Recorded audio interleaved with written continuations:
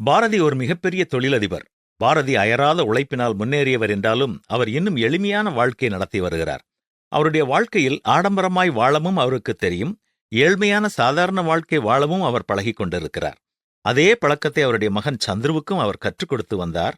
ஆனால் அவருடைய மகன் அவருடைய வார்த்தையை பெரிதாக எடுத்துக்கொள்வதே இல்லை.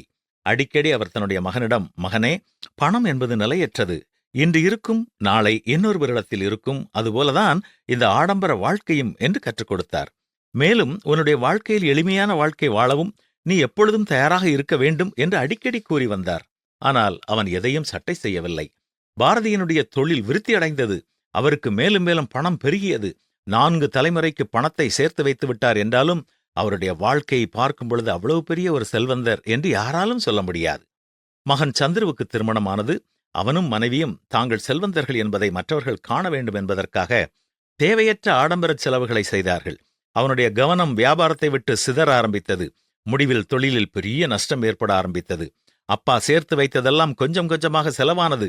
அப்பொழுதுதான் அப்பா கற்றுக் கொடுத்த ஏழ்மையான வாழ்க்கை எவ்வளவு நல்லது என்பதை அவன் உணர ஆரம்பித்தான். நெருக்கமான நேரங்களில் தகப்பனுடைய ஆலோசனையை அவன் நினைத்து பார்த்தாலும் இப்பொழுது தொழிலில் ஏற்பட்ட நஷ்டமே அவன் சமாதானத்தை, சந்தோஷத்தை கெடுத்து போட்டது. இதை கேட்டுக்கொண்டிருக்கிற நீங்கள் ஒருவேளை பெரிய தொழில் அதிபருடைய மகனாகவோ அல்லது மகளாகவோ இருக்கலாம். செல்வம் உங்களுக்கு பெருமையை உண்டு பண்ணாமல் எல்லா நிலைகளிலும் வாழ கற்றுக்கொள்வதோடு தேவையோடு வாழ்கிறவர்களை குறித்த அக்கறை உங்களுக்கு இருக்கட்டும். என் குறைச்சலினால் நான் இப்படி சொல்கிறதில்லை. ஏனெனில் நான் எந்த நிலைமையில் இருந்தாலும் மனரம்யமாயிருக்க கற்றுக்கொண்டேன். தாழ்ந்திருக்கவும் எனக்கு தெரியும், வாழ்ந்திருக்கவும் எனக்கு தெரியும். எவ்விடத்திலும் எல்லாவற்றிலும் திருப்தியாயிருக்கவும், பட்டினியாயிருக்கவும், பரிபூர்ணமடையவும், குறைபடவும் போதிக்கப்பட்டேன் என்று பவுலடிகளும் கூறியிருப்பது போல நாமும் யாராயிருந்தாலும் எந்த நிலையிலும் வாழ போதிக்கப்பட்டவர்களாக இருக்க வேண்டும். மேன்மைக்கு முன்னானது தாழ்மை என்பதையும் உணர்ந்து நாம் வாழ்வோமா?